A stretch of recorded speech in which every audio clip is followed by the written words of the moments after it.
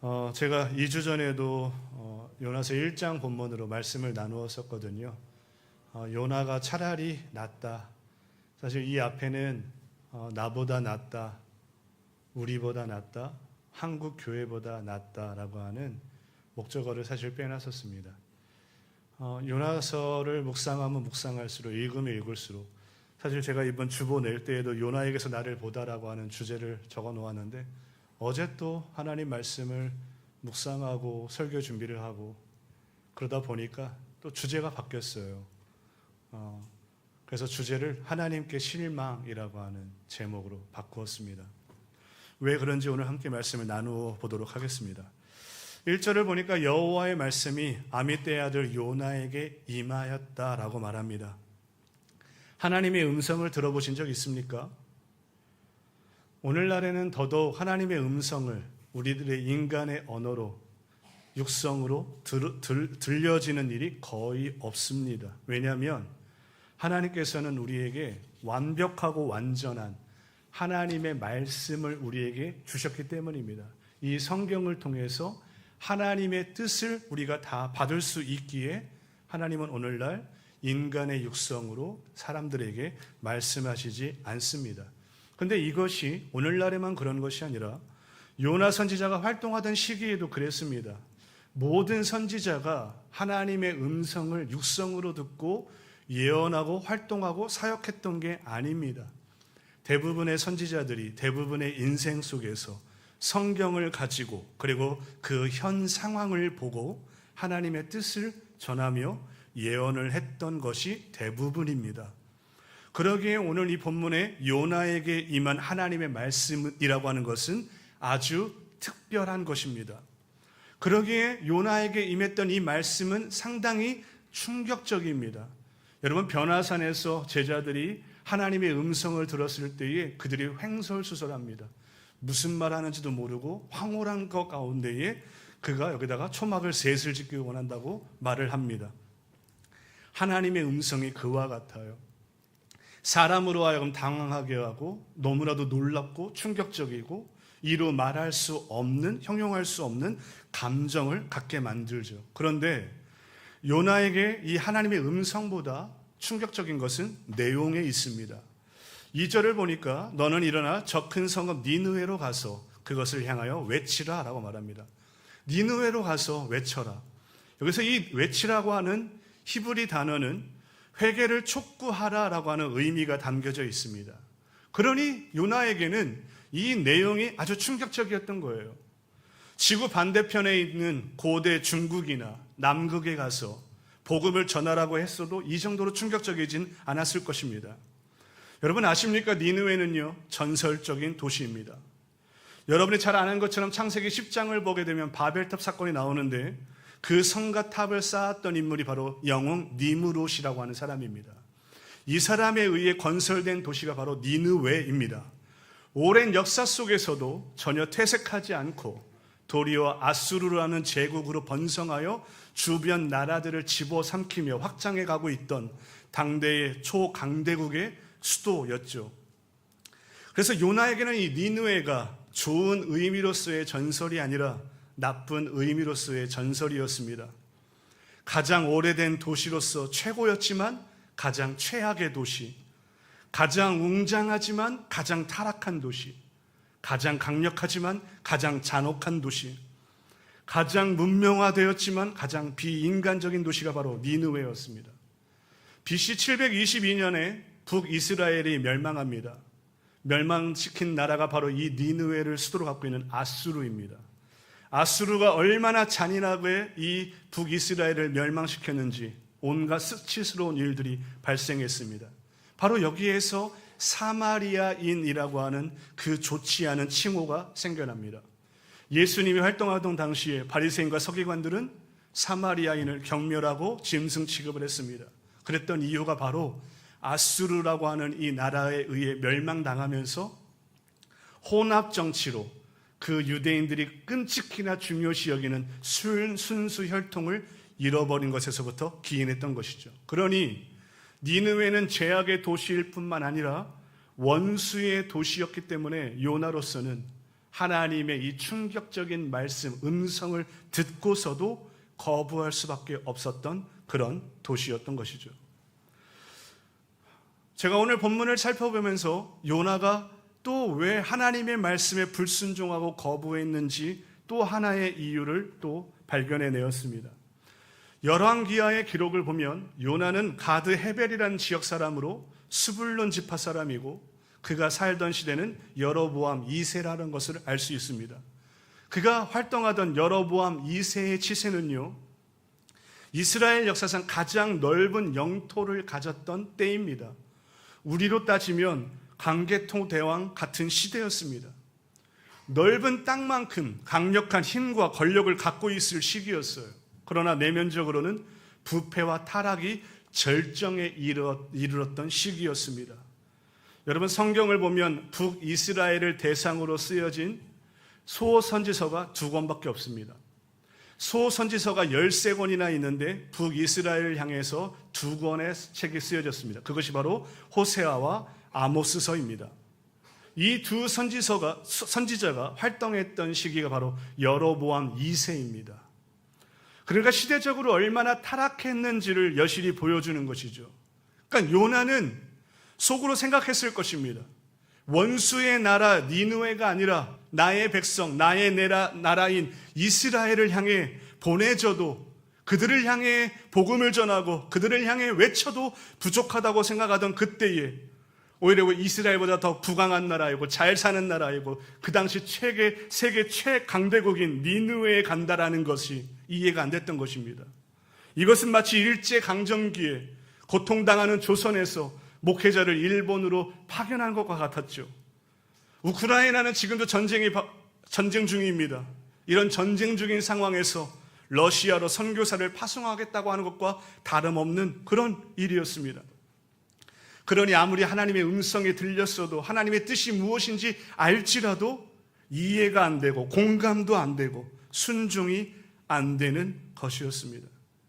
제가 2주 전에 이 요나의 불순종과 패역함, 이것을 이해할 수 없다고 말했습니다. 지금도 이해는 안 됩니다. 그런데 어제 그제 이 말씀의 본문 안으로 깊이 들어가면서 왜 요나가 이토록 하나님을 거부하고 거절하며 불순종의 길을 그가 꿋꿋이 걸어갔을까라고 하는 그 부분에 대해서 한 가지 답이 떠올랐어요. 그 이유는 하나님께 실망이었습니다. 요나는 하나님께 깊이 실망했던 거예요.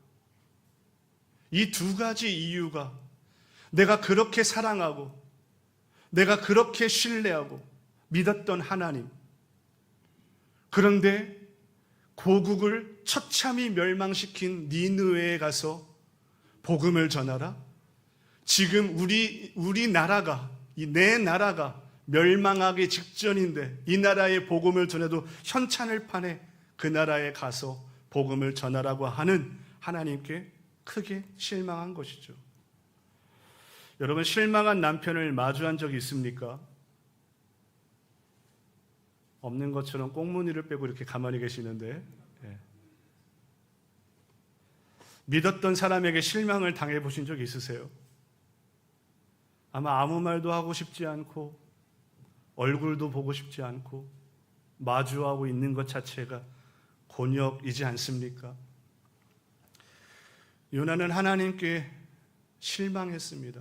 그래서 다시스로 도망간 겁니다. 하나님을 마주하고 싶지 않아서. 이 다시스는 어떤 도시인가? 많은 학자들이 스페인의 타르테소스라고 하는 지역으로 추정을 합니다. 당시 히브리인의 세계관에서는 이 다시스가 세상의 끝이었습니다. 다시스는 니느웨의 정반대 방향이기도 했고요. 그래서 이 다시스는 단순한 다른 도시가 아니라 도망갈 수 있는 가장 먼 곳, 하나님으로부터 피하기 위한 극단적 선택지였던 것이었습니다. 그럼 다시스는 어떤 도시였을까요? 열왕기상 10장 22절을 보면 솔로몬의 왕의 배들이 다시스에서 귀한 물품들을 싣고 왔다라고 하는 표현이 나옵니다. 에스겔서 27장 12절을 보면 은철, 주석, 납 등을 공급하는 상업의 중심지로 소개됩니다.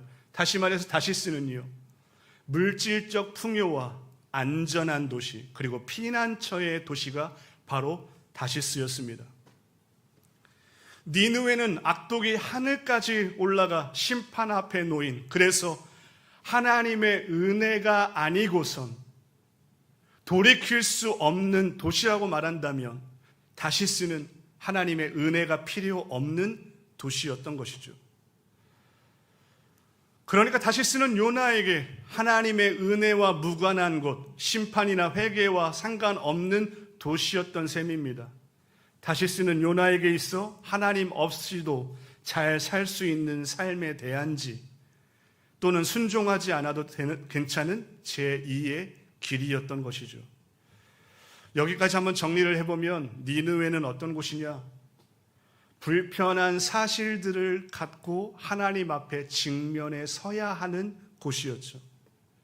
니느웨는 불합리하고 이해가 안 되는 삶의 문제들을 안고 하나님 앞에 서서 하나님의 뜻에 순종하고 굴복해 나아가야 하는 곳을 말합니다. 그러나 반대로 다시스는 불편한 사실들을 굳이 직면하고 싶지 않아도 되는 곳입니다. 하나님의 말씀을 회피할 수 있는 곳이고 하나님께 실망한 것에 대해 편하게 노출할 수 있는 곳이라고 말할 수 있습니다. 여러분, 우리에게도 다시스가 있지 않습니까? 우리 인생에서 이해 안 되는 일들이 얼마나 많습니까? 그리고 얼마나 많은 실패를 우리가 겪으면서 살아왔습니까? 그리고 여기 있는 우리 청년들은 앞으로 수많은 실패를 겪게 될 것이죠. 우리 인생에 얼마나 많은 좌절들이 있습니까? 그 좌절 앞에 우리가 굴복하고 나의 나약함과 무능함과 내가 아무것도 아니라고 하는 것을 우리가 얼마나 숱하게 고백해 봤습니까? 그리고 이런 고백을 얼마나 더 하면 멈출 수 있고 이 고백을 얼마나 더 하면 이제는 일어설 수 있을지조차 보이지 않는 인생을 우리가 살아가고 있지 않습니까? 그런데 이런 것들이 고스란히 하나님께 실망으로 이어진다라는 것입니다. 머리로는 하나님께 돌아가야 하고 하나님 말씀대로 살아야 하고 순종해야 되는 것을 알지만 가슴으로는 소화가 안 되는 거예요. 그게 너무나도 불편해요. 이런 상황에 직면하는 것이. 그러기에 다시스로 피하고 싶은 거예요. 다시스에 있으면 하나님을 도망다니거나 피할 일조차 없는 곳. 그러니 우리는 다시스에 머물고 싶어 하는 거죠. 벌써 7년 전 일인데요. 제가 신방을 갔던 한 남자 집사님이 계세요. 그때 당시가 한 70살 가까이 됐어요. 얼굴을 보면요, 얼굴에 근면성실이라고 써 있어요. 얼굴에. 제가 볼 땐 70평생 성실하게 살아오신 분 같아요. 그 얼굴이 그 사람을 대변해 준다고 하지 않습니까? 이야기를 듣는데요, 정말 성실하게 사셨어요. 가정을 위해서, 아내를 위해서 신앙생활을 하며 최선을 다했어요. 그가 평생 목공 일을 하면서 목공소에서 평범한 직업을 갖고 평생 일하면서 작지만 의정부의 17평대 아파트 하나를 겨우 장만해서 그렇게 성실하게 살아가던 분이에요. 그런데 어느 날 아내가 암에 걸린 거예요. 10년 동안 간호하고 치료하면서 집도 날리고 건강도 잃고 결국엔 아내도 죽고 혼자 남게 되었는데 빚밖에 없다라고 말씀하시더라고요. 그 말을 듣는데 너무 제가 괴롭더라고요. 누구에게 죄 지은 적 없고 누구보다 성실하게 살아왔고 늘 최선을 다했는데 결과가 집도 없고 가족도 없고 빚만 남겨진 자신의 삶이 허탈하게 그지없던, 그의 입으로 하나님을 원망하진 않지만 그러나 하나님께 실망한 마음, 하나님께 실망했다고 말하진 않지만 하나님께 실망한 것 같이 느껴지는 그 마음들, 먼 산을 보듯이 다시스에 머물러 있는 그를 보았어요. 열심히 최선을 다해 살았는데 내 인생의 결과가 만족스럽지 못하다? 실패한 인생과 같다? 근데 이게 어디서 잘못되었는지, 무엇이 문제인지, 도대체 이런 비참한 인생의 성적표를 내가 왜 받아야 하는지 모른다고 할 때 우리는 더 비참해요. 하나님이 원인도 아니시고 하나님이 잘못한 것도 아닌데 이상하게 우리의 화살은 하나님께 향합니다. 하나님께 실망이 돼요. 그러니 기도가 안 나와요. 기도를 하지만 허공에 메아리를 치는 기도뿐, 아주 공적이고 아주 지극히 할 법한 그런 기도들을 내 입가에 머무르게 할 뿐, 내 인생을 들고 하나님 앞에 마주하고 싶지 않은 거죠. 불편한 진실들에 대해서 따져 묻고 싶지도 않은 거죠. 그러니 다시스가 편합니다. 이와 반대로 인생을 허랑방탕하게 살아온 사람이 있어요. 그래서 내가 무슨 말을 들어야 하는지 너무나도 잘 알아요. 그래서 하나님을 마주하기 싫어요. 어떤 책망을 들을지 예상이 되니까 하나님하고 상대하기가 부담스러워요. 그래서 다시스가 안락해요. 니느웨에서는 하나님을 피해 다녀야 하는데 다시스는 하나님을 회피할 필요가 없어요. 하나님과 무관하게 살아도 되는 곳, 하나님의 은혜가 없어도 살 수 있는 곳에 우리가 머물고 싶어 한다라는 것입니다. 여러분 마음에는 다시스가 없습니까? 어떤 목사는 오늘 이 본문을 갖고 설교하면서 하나님을 피하여 도망간 것이 요나에게 있어서 가장 근본적인 문제다라고 이야기를 합니다. 왜냐하면 하나님을 피한다고 피할 수 있는 게 아니기 때문이에요. 이건 우리가 너무나도 잘 알죠. 이 세상에 하나님을 피한다고 해서 피할 수 있는 사람이 누가 있겠습니까? 어디로 가면 피할 수 있는지 저에게 답을 가르쳐 주세요. 하나님을 피할 방법도, 피할 장소도, 피할 길도 사실은 없습니다. 그러기에 회피하는 것이 답이 될 수 없다라고 이야기하는 것이죠. 그러면서 그는 이런 예를 듭니다. 야곱에 대한 예를 들어요.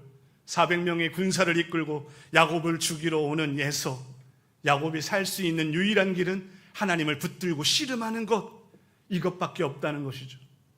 그래서 그는 밤새 하나님의 옷자락을 붙들고 놓지 않습니다. 환도뼈가 부러지고 다리를 저는데도 포기하지 않고 동이 터 올 때까지 씨름을 합니다. 그리고 결국 하나님의 기권을 받아내고 살아납니다. 그래서 그곳의 이름을 브니엘이라고 지었습니다. 하나님을 대면하여 보았다. 하나님을 대면하여 내가 이겼다라는 것이죠. 그러니 도망가고 회피할 것이 아니라 하나님께 나아가 씨름하고 붙들고 매달려야 한다라고 이런 답을 내놓았던 것입니다. 어느 정도 일리가 있다고 생각합니다. 그리고 때로는 우리가 인생을 살면서 야곱과 같이 밤새 하나님을 붙들고 기도하고 매달리고 부르짖고 외쳐야 될 때가 분명히 있습니다. 그러나 요나의 경우는 저는 다르다고 생각합니다.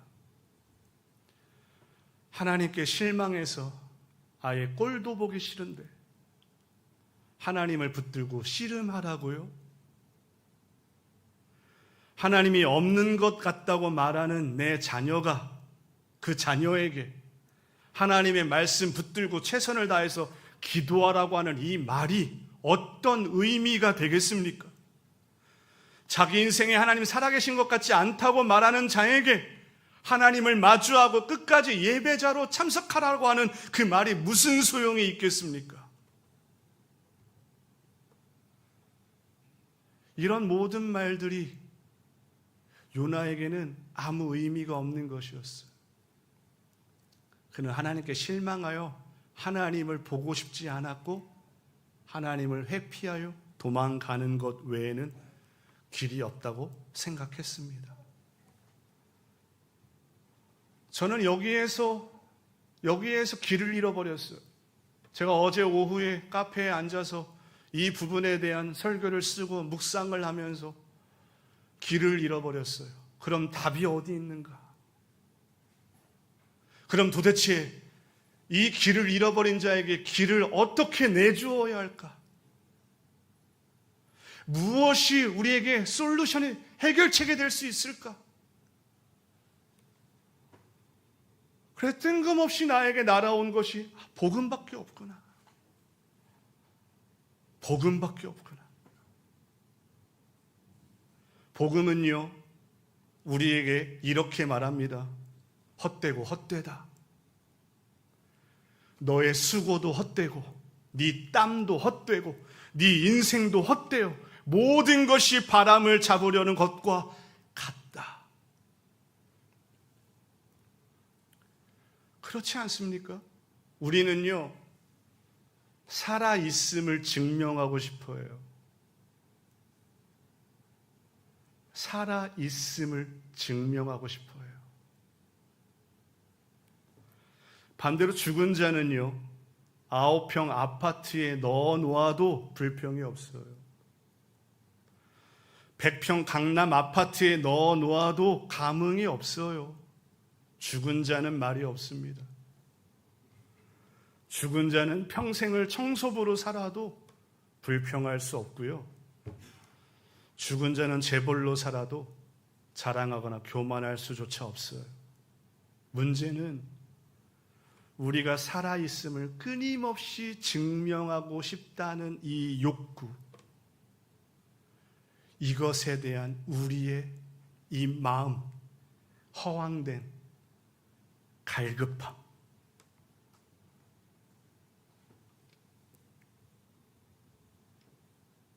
그래서 복음은 이렇게 말합니다.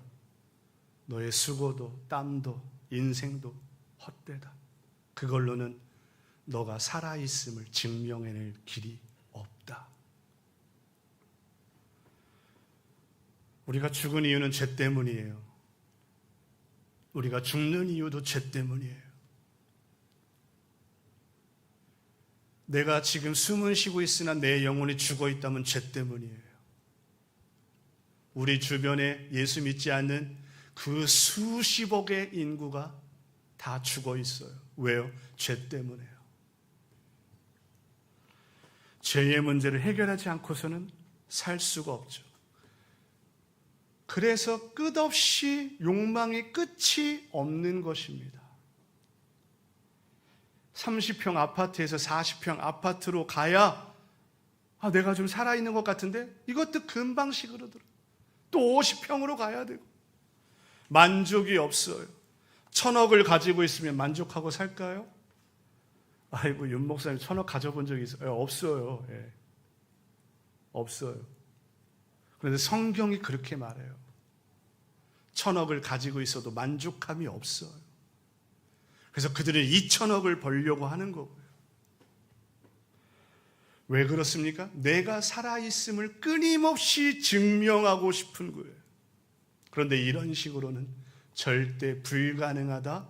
그래서 우리에게 뭐라고 말하느냐? 의인은 없나니 하나도 없고 소망이 없는 자다. 우리는 죄에서 떠나 살고 싶은데 그게 안 돼요. 발버둥을 치고 발버둥을 쳐도 죄를 떠나서 살 수 없어요. 그래서 복음이 우리에게 비스꽂는 말을 해요. 너에겐 소망이 1도 없다. 소망이 1도 없는 존재다. 그래서 복음은 우리에게 이렇게 얘기합니다. 너에게 필요한 것은 노력이 아니라 복음이라고. 너에게 필요한 것은 기도하려는 마음가짐이 아니라 복음이 필요한 거다. 우리에게 필요한 것은 은혜입니다. 노력으로 나의 존재를 인정받으려고 하는 것이 아니라 하나님은 나의 존재 자체를 기뻐하고 나의 존재를 너무나도 귀하게 여기며 세상의 그 어떤 것보다 소중하다고 말씀하시는 그 하나님의 음성, 이것이 바로 은혜의 복음이죠. 앞에서 말한 집사님은 그 숱한 노력과 성실히 살았음에도 빛밖에 남지 않았죠. 그래서 복음이 우리에게 그런 말을 해요. 우리의 인생은 늘 빚지고 사는 존재다. 아내에게 빚지고, 부모에게 빚지고, 자식에게 빚지고, 내 자신에게도 빚을 지고, 수많은 사람들에게 빚을 지고 살아가는 인생, 그게 죄인이 걸어가는 인생이라고. 그래서 우리에게 복음이 필요하다고 말을 해요. 그 모든 빚을 탕감해주는 유일한 것은 복음밖에 없다. 그 빚에서 자유케 하는 것은 오직 복음밖에 없다. 하나님께 실망한 자들이 기도하려고 노력하고 무언가를 하려고 내가 애를 쓰는 것이 그들에게 말할 수 있는 조언이 아니라 복음이 들려져야 합니다. 복음이 들려지기를 예수님의 이름으로 축원합니다. 오늘 본문과 이 요나서 전체를 보면은요, 너는 왜 나를 피해 다시스로 도망갔니라고 하는 질책이 없어요. 너 왜 내게 반항하니? 너 내게 불순종하는 태도가 올바르다고 생각하니? 라고 정죄하는 말씀이 없어요. 1장에서 4장 읽어보셨습니까? 한번 읽어보세요. 잠잠히 그냥 조용히 묵상하면서 읽어보세요. Why라고 하는 의문을 갖고 이 요나서를 한번 읽어보세요. 요나는요, 끊임없이 불평하고 끊임없이 불순종하고 끊임없이 패역한 길을 걸어가는데 하나님은 묵묵히 요나 곁에 계세요. 요나의 투정을 받으시며 곁에 계시고 그 삐뚤어진 마음도 받으시며 그의 곁에 계셔주시고 입으로 쉴 새 없이 불평하지만 그만하라고 화내지 않으세요.